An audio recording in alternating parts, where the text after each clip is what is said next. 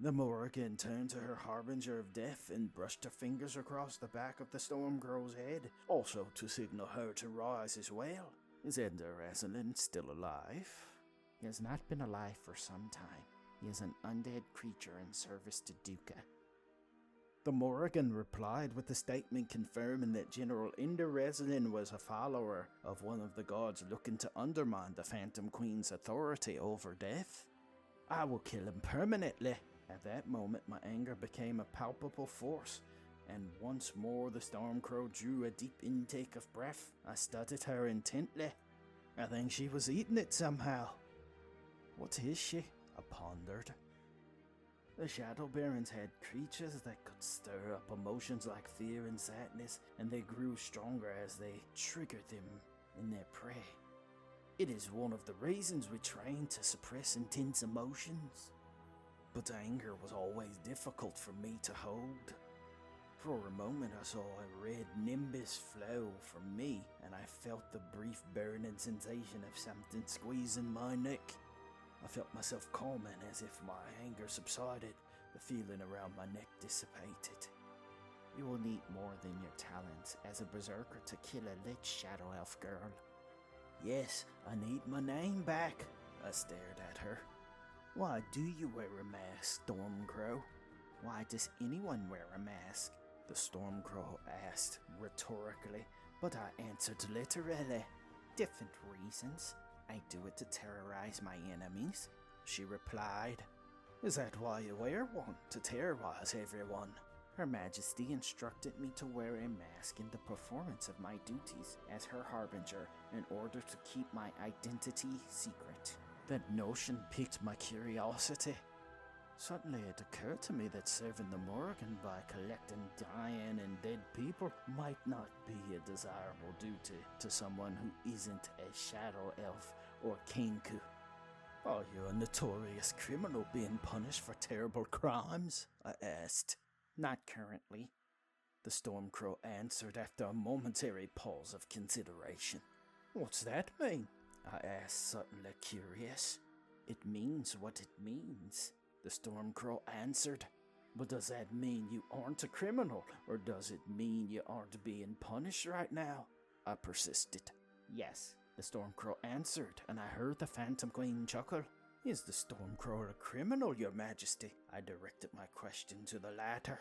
Some of her antics are devious as any criminal, but no, my Stormcrow has never been formally tried and found guilty of any mortal crimes.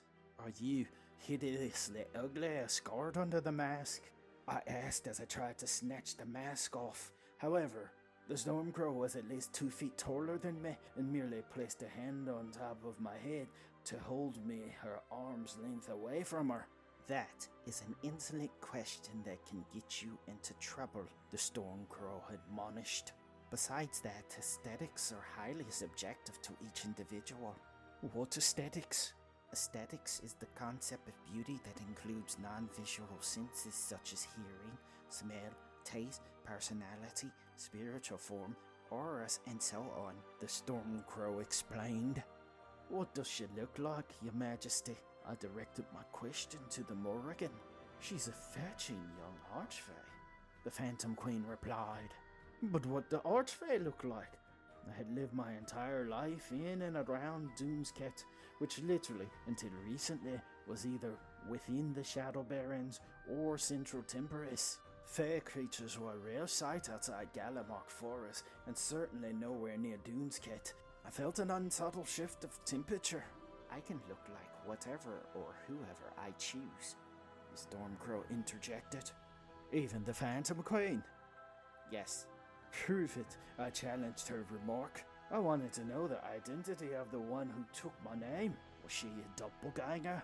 A race that can take the appearance of specific individuals, or did she use illusionary magic? Prove what? Prove that you can look like the Sovereign of Corvus. Show me. I have nothing to prove to you, Shadow Elf girl. You are no one, the Stormcrow responded. I have done some foolish things in my lifetime, but to adopt the mien of the deity with her own domain, and without her say-so, is not one of them. That twisted inclination of yours that spurs you to test your magic is just tickling you to imitate me now, isn't it, Stormcrow? The Morgan observed after a few moments. I am weird-bound to observe courtly etiquette unless the rules of etiquette are formally revoked, or I am under a decree to disregard them, Your Majesty. The Stormcrow said after a slight hesitation. I am aware of any court customs prohibiting you from employing glamours or illusions for benign purposes, Stormcrow.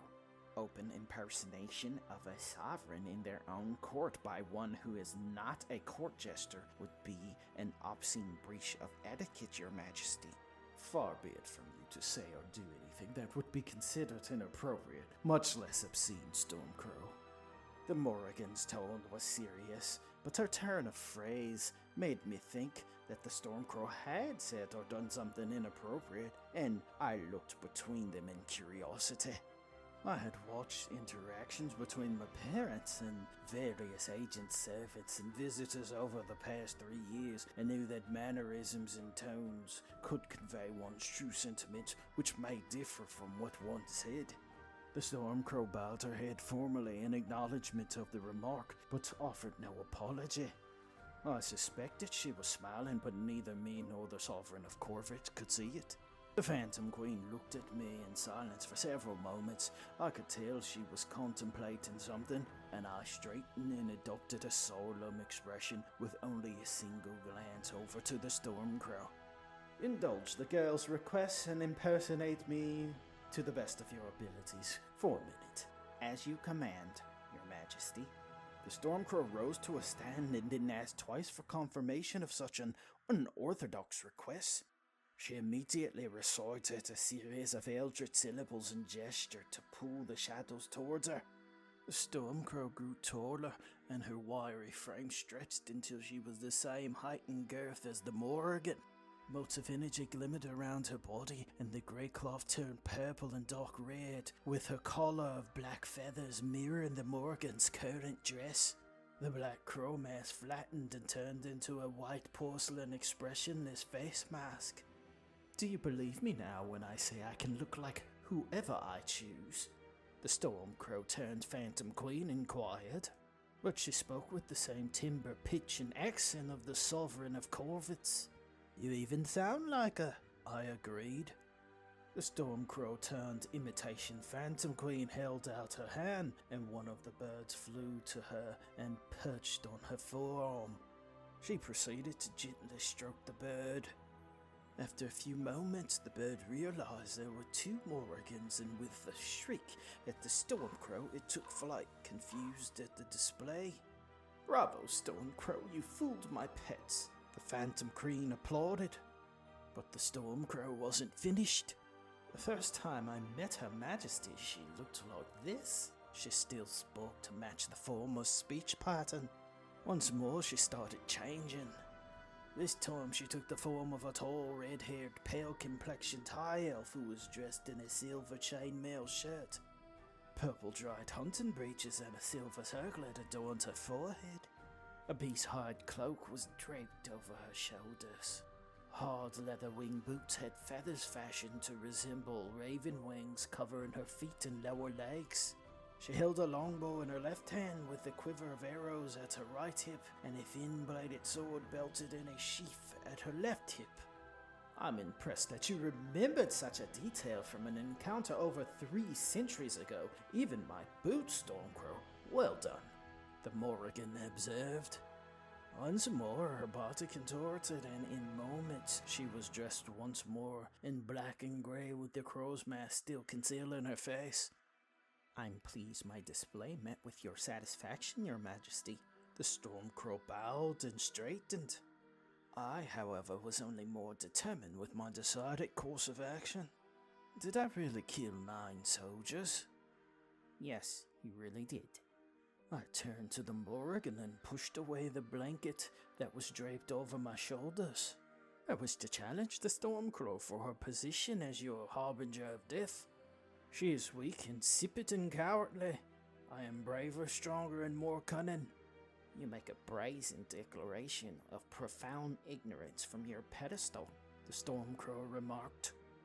I think I detected a hint of annoyance in her tone, and I smirked at my successful attempt of provocation and proceeded with my formal challenge.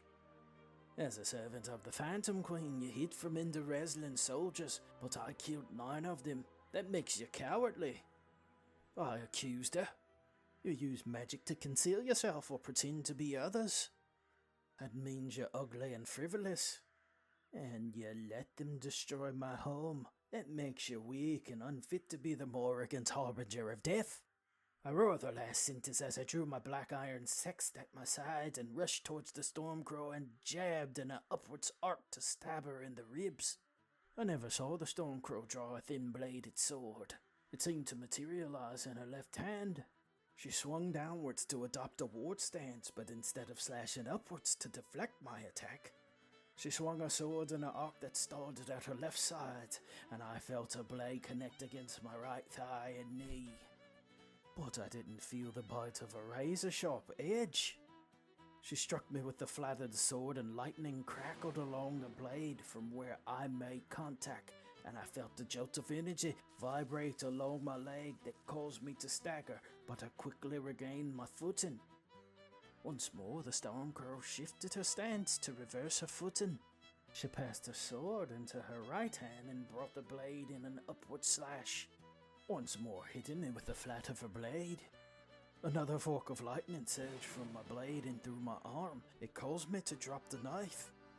The Stormcrow promptly placed her left boot on the knife as if to prevent me from recovering it. Enraged, I dove down for the knife and slammed my fist into the back of her knee with my left fist and snatched the knife up with my right hand. As the Stormcrow staggered backwards, I tried to stab the top of her foot to pin it to the floor, but she vanished in a swirl of mist and reappeared several feet away. I jumped to my feet and sprinted towards her, but couldn't close the distance. You are over your head, Shadow Elf girl. You are avoiding no one, I retorted, even though you have a sword. I need no sword to give you a much-deserved thrashing, Shadow Elf girl. But since you will not stop badgering me and Her Majesty about it, the Stormcrow took a dramatic pause before continuing. You have 3 minutes to knock me down or draw first blood, and then I will give you a name. You may even borrow Stormchaser's reprisal for this attempt. The Stormcrow looked down and with a single movement, thrust the tip of her sword in the seam between 2 planks on the floor and took 5 steps backward. Molenlab, she said in a language that sounded vaguely draconic and bowed with a flourish to gesture to the sword. She held her bow to await a reply, but still watched me. What's that mean? In the Hellenese or Borean dialect of Celestial, it's a phrase of challenge that means, come and take it. The Phantom Queen translated. It's a trick, I said with a dismissive look at the Stormcrow. When you cry about losing your challenge, I shall mock you for foolishly declining to use any weapon available, the Stormcrow said in a cold tone. I believe my challenge had angered her. After an assessing look at the Stormcrow and the sword embedded in the floor, I leapt over to retrieve the sword. After a few tries, I yanked it out of the floor and brandished both the sword and dagger at the Stormcrow. But it was obvious to any onlooker I didn't know how to wield a weapon in both hands. Are you certain you are ready? She tilted her head to the side curiously. My reply was a lunging thrust with the sword, but my initial inside left stance telegraphed my intent, and the Stormcrow easily sidestepped inside the reach of the sword and to the right of me, which placed her in position for me to stab with my knife, and I took the bait and tried. She grabbed my wrist in each of her hands and pressed each thumb into my wrist, causing my grip to loosen enough to force me to drop both weapons. She pulled me into the beginning dance steps of a waltz, and when she led me into a turn, I pulled away. You treat this like a joke, I snarled. No, I treat this like a dance where you don't know the proper sequence of steps. Yet, the Stormcrow replied, and with a shift of her foot, she kicked my knife from the floor into the air and caught it by the hilt. I watched mesmerized as the Stormcrow did a brief river dance routine. She threw the knife up into the air and she started to pirouette, and without looking up, reached over her head and caught the knife in her other hand as she completed her spin. I shook my head abruptly at the realization she was closing my window of time. I picked up the sword and made a sideways two-handed swing at the Stormcrow. My anger had returned. That's an Eastern longsword, not an Ankeen battle axe. The Stormcrow criticized my technique with each failed swing as I would strike the floor. A bedpost, the support columns in the room, and sometimes the wall, but never her. My swings began to slow down as she always seemed to shift just out of reach, or would manage to hit my wrist or elbow with the edge of a hand to deflect my blow or turn it aside. If I were your instructor, I'd be embarrassed to admit to letting you touch a sword. The Stormcrow snap-kicked the sword from my hand and it clattered on the floor several feet away from me. My eyes widened in shock just as she dropped low to perform a sweeping kick and knock me off my feet, face down onto the floor. Your 3 minutes have passed. Stormcrow declared flatly and placed her booted feet between my shoulder blades and just below the base of my neck. When I lift my foot, you may rise to sit cross-legged until I tell you to move. I reluctantly complied and the Stormcrow paced the area.